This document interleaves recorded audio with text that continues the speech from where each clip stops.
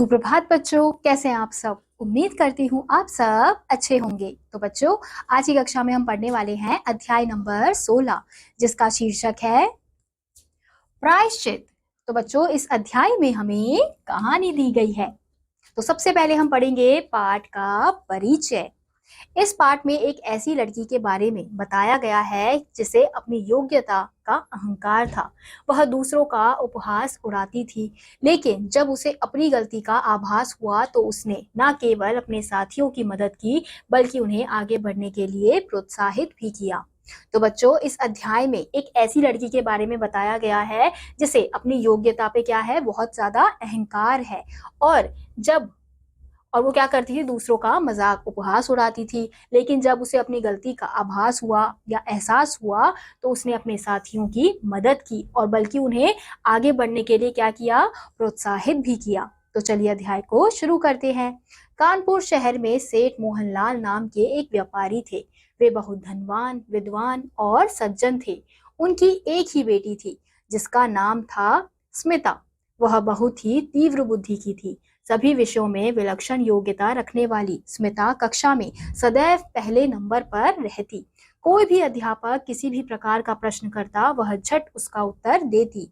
उसकी असाधारण समझ और विलक्षण स्मरण शक्ति के कारण पूरी कक्षा के बच्चों पर उसका रौब था। अपनी इस प्रतिभा का उसे न केवल ज्ञान था अपितु घमंड भी था। तो बच्चों, हमें बताया गया है कि कानपुर शहर में सेठ मोहनलाल नाम के व्यापारी की एक बेटी है जिसका नाम क्या है, स्मिता है, और वो उनकी एक लौती बेटी है। तो उसकी जो बुद्धि है वो बहुत ही तीव्र गति की बुद्धि है और सभी विषयों में वो बहुत ज्यादा अच्छी थी, यानी कि विलक्षण योग्यता रखने वाली थी और सदैव पहले नंबर पर रहती थी। तो कोई भी अध्यापक उससे किसी भी प्रकार का प्रश्न पूछता था तो वो हमेशा झट से सब प्रश्नों का उत्तर दे देती थी। तो असाधारण समझ और विलक्षण स्मरण शक्ति के कारण पूरी कक्षा में वो हर बच्चों पर क्या करती थी, रौब जमाती थी। और उसे अपनी इस प्रतिभा का न केवल ज्ञान था बल्कि उसे अपनी इस प्रतिभा का घमंड भी था। उसी वर्ष विद्यालय में गणित के नए अध्यापक आए। उनका नाम था योगेंद्र त्रिपाठी। वे स्मिता के कक्षा अध्यापक भी थे। वे भी स्मिता की बुद्धिमत्ता पर मुग्ध हो गए। स्मिता अपनी कक्षा के किसी भी बच्चे को बोलने का मौका नहीं देती थी। अपने ज्ञान का उसे बड़ा अहंकार था। वह सबका मजाक उड़ाती थी। सारे बच्चे उसकी इस आदत से मन ही मन काफी परेशान थे। अगर कोई गलत उत्तर दे देता तो हंसने वालों में स्मिता का स्वर सबसे मुखर होता। लगभग 10 वर्ष की इस बालिका में उन्हें घमंड के अंकुर फूटते दिखाई दे रहे थे, जो भविष्य में विशाल वृक्ष का रूप ले सकते हैं। स्वाति और केतकी तो डर के मारे कुछ पूछ ही ना पाती और सदा सहमी सहमी रहती। यह नहीं कि सवाल मुश्किल होते या उन्हें उनके उत्तर नहीं आते थे, अपितु स्मिता के मजाक के भय से वे उत्तर देते वक्त घबरा जाती थी। तो बच्चों, यहाँ पे क्या बताया जा रहा है, जो स्मिता है वो अपनी कक्षा में किसी भी बच्चे को बोलने का मौका नहीं देती थी, क्योंकि जब भी कोई अध्यापक उससे प्रश्न करता था, क्लास में कोई भी प्रश्न करता था, तो वो सबसे पहले उठ के उत्तर देती थी। और अगर कोई गलत देता था जवाब तो उसका मजाक उड़ाती थी। तो इस वजह से बाकी के जो बच्चे हैं, कक्षा के बाकी के जो बच्चे हैं, वो डरते थे कुछ भी बोलने से पहले, क्योंकि उन्हें डर लगता था कि स्मिता जो है वो उनका मजाक उड़ा देगी। स्वाति और केतकी मंद बुद्धि नहीं थी। योगेंद्र जी उन बच्चियों से खूब घुल मिल गए थे। एक दिन उन्होंने उनसे कुछ प्रश्न पूछे। उनका जवाब आते हुए भी वे जब नहीं दे पाई तो हर बार की तरह स्मिता ने उनकी खूब खिल्ली उड़ाई। सारी कक्षा भी हंसती। योगेंद्र जी को स्मिता का यह व्यवहार अच्छा नहीं लगा। उन्होंने स्मिता को अकेले में बुलाकर कहा, क्या तुम अपने नाम का अर्थ जानती हो? तो यहाँ पे हम क्या देखते हैं कि अब जो स्वाति और केतकी हैं वो मंदबुद्धि नहीं थे, उनमें भी बहुत अच्छा दिमाग था। अब योगेंद्र जी उन बच्चों को बहुत अच्छे से जानने लगे थे, उनसे घुल मिल गए थे। तो उन्होंने उनसे कुछ सवाल पूछा, लेकिन वो उसका जवाब नहीं दे पाई। तो हर बार की तरह जो स्मिता है उनका खूब मजाक उड़ाने लगी, हंसने लगी, और बाकी के जो बच्चे हैं कक्षा के वो भी उन पर हंसने लगे। तो ये देखकर योगेंद्र जी को अच्छा नहीं लगा, इस प्रकार का व्यवहार उन्हें अच्छा नहीं लगा। तो उन्होंने क्या किया, स्मिता को अकेले में ले जाकर समझाया और पूछा कि क्या तुम अपने नाम का अर्थ जानती हो? जी सर, मुस्कान अर्थात जिसका चेहरा मुस्कुराता रहे, हंसता रहे। पर दूसरों की कमियों पर हंसना, उनकी खिल्ली उड़ाना तो स्मिता का अर्थ नहीं है ना। बीच में अचानक योगेंद्र जी ने कहा तो स्मिता अवाक रह गई। तो वो अपने नाम का अर्थ बताती है कि मेरे नाम का अर्थ है मुस्कान, जिसका चेहरा मुस्कुराता रहे, हंसता रहे।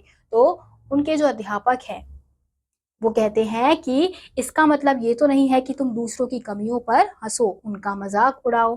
तो ये सुनकर जो स्मिता है वो अवाक रह जाती है। उन्होंने स्मिता को बड़े प्यार से अपने पास बिठाया और समझाने लगे, देखो स्मिता, हम जिन लोगों पर हंसते हैं वे कभी कभी अपना आत्मविश्वास हमेशा के लिए खो बैठते हैं। उनकी बुद्धि खुलने से पहले ही कुंठित हो जाती है।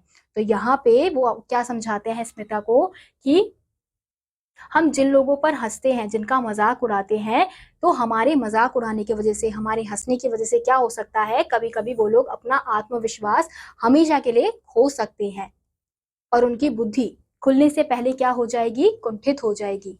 स्वाति और केतकी बहुत अच्छी लड़कियां हैं, किंतु तुम्हारे व्यवहार ने उन्हें सबकी नजरों से गिरा दिया है। मुझे उनमें भी एक नई स्मिता मुस्कुराती दिखाई दे रही है। मैं चाहता हूँ कि उनमें छिपी स्मिता को तुम प्रकट करो। तो उनके अध्यापक क्या समझाते हैं कि जो स्वाति और कृतिका हैं वो भी अच्छी लड़कियां हैं, उनमें भी बहुत दिमाग है, मुझे उनमें दूसरी स्मिता नजर आती है, लेकिन तुम्हारे मजाक उड़ाने की वजह से क्या हो रहा है कि वो कुछ नहीं बोल पाती हैं, वो चुप रहती हैं। तो इसलिए तुम्हें क्या करना है, उनमें नई स्मिता को जगाना है। तो वो पूछती है, कैसे सर? स्मिता चौंकी। उसे सर की बात की गहराई समझ नहीं आई थी। अपना प्रभाव दूर करके, वह कैसे सर? मतलब यह है कि वे जब भी कुछ बोले तुम उनका मजाक नहीं बनाओगी। तुम्हारी खिल्ली के भय से ही वे किसी प्रश्न का उत्तर देने का प्रयास भी नहीं करती। तुम इस कक्षा की सबसे होशियार लड़की हो। अपनी उम्र के हिसाब से गणित में इतनी होशियार लड़की तुम मेरे अध्यापन काल में पहली हो। इस तरह से तुम स्कूल की शान हो। मैं चाहता हूँ कि तुम आगे चलकर पूरे देश की शान बन सको।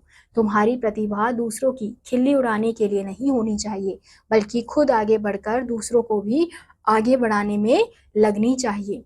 तो यहाँ पे जो स्मिता है वो समझ नहीं पाती है कि जो उसके सर हैं वो क्या कहना चाहते हैं। तो वो उसे समझाते हैं कि मतलब यह है कि जब वो लोग कुछ भी बोले तुम उनका मजाक नहीं उड़ाओगी, क्योंकि तुम्हारे मजाक उड़ाने के डर से ही वो लोग उत्तर देने का प्रयास नहीं करती हैं।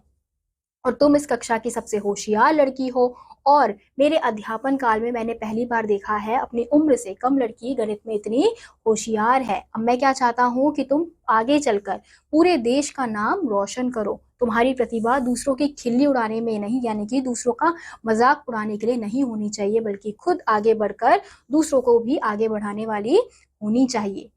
स्मिता को अब सारी बात समझ में आ गई। उसके चेहरे पर अपनी भूल के लिए प्रायश्चित के भाव स्पष्ट दिखाई दे रहे थे। योगेंद्र जी ने अपनी बात पूरी करते हुए कहा, ईश्वर ने तुम्हें जो ज्ञान का खजाना दिया है, उसका अहंकार छोड़कर उसे अपने साथियों में बांटो। उसकी खुशबू से तुम्हारा अपना जीवन भी महकने लगेगा। चंदन जितना घिसेगा उतनी उसकी खुशबू फैलेगी। मेहंदी का रंग लगाने वाले के हाथों को लाल कर देता है। विद्या तो बांटने से और बढ़ती है। सच्चा ज्ञान दूसरों को ऊपर उठाता है। तो यहाँ पे जो योगेंद्र जी हैं वो उसे पूरी अच्छी तरह समझाते हैं कि ईश्वर ने जो तुम्हें ज्ञान का खजाना दिया है, तुम इसे अहंकार में मत छोड़ो, अपने साथियों में बांटो। इसकी खुशबू से क्या हो सकता है, तुम्हारा जो जीवन है वो महकेगा ही, बल्कि तुम और लोगों का भी जीवन महका सकती हो। अब जैसे मेहंदी का रंग जो होता है, मेहंदी लगाने वाले के हाथों में लाल रंग देता है, तो विद्या को बांटने से और वो बढ़ाई जा सकती है। अगर यानी जितना हम विद्या को बांटते हैं वो और बढ़ती है। तो सच्चा ज्ञान दूसरों को ऊपर उठाता है। मैं समझ गई सर, मुझे अपनी भूल का एहसास हो गया है। अब मैं कक्षा में सबको बोलने का मौका दूंगी, किसी पर हंसकर उसका मनोबल नहीं गिराऊंगी। स्वाति और केतकी का विशेष ध्यान रखूंगी। तो फिर हम क्या देखते हैं कि जो स्मिता है वो सर की बात अच्छे से समझ जाती है और वो मान लेती है कि हाँ, अब मैं कक्षा में किसी का भी मजाक नहीं उड़ाऊंगी, सबको बोलने का मौका दूंगी और खासकर स्वाति और केतकी को भी, उसका भी विशेष ध्यान रखूंगी। योगेंद्र जी ने स्वाति और केतकी को भी अलग से समझाया, उन्हें हिम्मत बंधाई। पढ़ने और याद करने के कुछ तरीके सिखाए तथा उनमें आत्मविश्वास जगाया। अब वे दोनों भी कक्षा में प्रश्नों का उत्तर देने लगी। तो योगेंद्र जी ने स्वाति और केतकी को भी समझाया था, उनके अंदर हिम्मत बांधी थी, उन्हें पढ़ने और याद करने का तरीका भी सिखाया था। अब वो क्या करने लगी थी, अब वो भी कक्षा में प्रश्नों के उत्तर देने लगी थी। स्मिता अब पढ़ाई में स्वाति और केतकी की मदद करती। कभी कभी उन दोनों को अपने घर बुलाकर उन्हें पठित विषयों को समझाते हुए परीक्षा की तैयारी कराती। नियत समय पर परीक्षा हुई। सभी विषयों में स्वाति और केतकी के अंक अप्रत्याशित रूप से अच्छे थे। वे दोनों भी अपना अपना प्रगति पत्र देखकर दंग रह गई। अब जो स्मिता है वो स्वाति और केतकी की मदद करने लगी। तो वो क्या करती थी, कभी कभी अपने घर बुलाकर उन दोनों को जो भी पाठ पढ़ाया जाता था कक्षा में उस बारे में उनसे तैयारी करवाती थी, परीक्षा की तैयारी करवाती थी। फिर जब परीक्षा हुई तो स्वाति और केतकी के अच्छे अंक आए थे। तो ये देखकर वो दोनों भी बहुत ज्यादा हैरान रह गई थी। योगेंद्र जी ने उन्हें बधाई देते हुए समझाया, अपनी योग्यता को पहचानो, होशियार सहपाठियों से डरो मत, उनसे सहायता लेकर आगे बढ़ो। तो योगेंद्र जी क्या करते हैं, उन्हें बधाई देते हैं और बधाई देते हुए इन बच्चों को समझाते हैं कि अपनी योग्यता को पहचानो, तुम्हारे अंदर जो योग्यता है, जो क्षमता है, तुम्हें उसे पहचानना चाहिए। और जो तुम्हारे होशियार सहपाठी होते हैं, तुम्हें उनसे डरना नहीं चाहिए बल्कि उनसे सहायता लेनी चाहिए। दूर बैठी स्मिता की आंखों में खुशी के आंसू आ गए। आज उसका प्रायश्चित पूरा हो गया था। योगेंद्र सर ने उसे बुलाकर एक शब्दकोश उपहार में देते हुए कहा, स्मिता, यह सब तुम्हारे ही कारण संभव हो पाया है। असली बधाई की पात्र तो तुम ही हो। सारी कक्षा तालियों की गड़गड़ाहट से गूंज उठी। फिर उन्होंने 2 पैकेट स्मिता को दिए, स्वाति और केतकी को देने के लिए। स्मिता ने दोनों को पुरस्कार दिए। एक बार फिर तालियों की गड़गड़ाहट कक्षा में गूंज उठी। स्मिता अपनी 2 सखियां पाकर बहुत खुश थी। तो बच्चों, इस अध्याय से हमने क्या सीखा, हमें किसी का मजाक नहीं उड़ाना चाहिए और हमें अपने साथियों को आगे बढ़ाने के लिए प्रोत्साहित करना चाहिए। और अगर हमारे अंदर शिक्षा है, ज्ञान है, तो हमें उन शिक्षा और ज्ञान को ज़्यादा से ज़्यादा बांटना चाहिए, केवल अपने तक सीमित नहीं रखना चाहिए और अपने ज्ञान पर हमें कभी भी घमंड नहीं करना चाहिए। तो इसी के साथ आज का यह अध्याय यहीं समाप्त होता है। उम्मीद करती हूँ आपको यह अध्याय समझ आया होगा। मैं आपसे मिलूंगी अगली कक्षा में। तब तक के लिए आप सभी बच्चे खुश रहिए और पढ़ते रहिए। बाय।